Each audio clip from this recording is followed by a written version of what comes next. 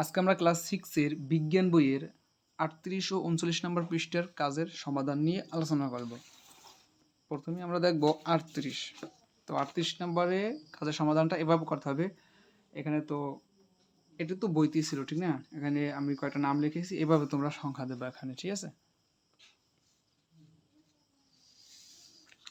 তারপর পরবর্তীতে এখানে আরেকটা প্রশ্ন আছে, দেখো।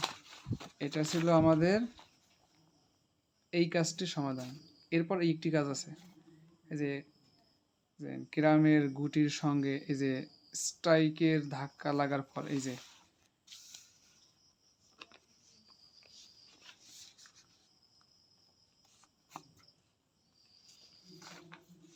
এই প্রশ্নের উত্তরটা এরকম একটা ছবি অঙ্কন করে তোমাদের দিতে হবে, ঠিক আছে?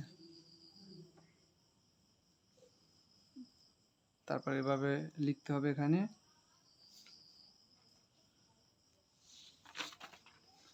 তারপর দেখো আবার একটা প্রশ্ন আছে, এই যেটা প্রশ্ন আছে এটার উত্তর হবে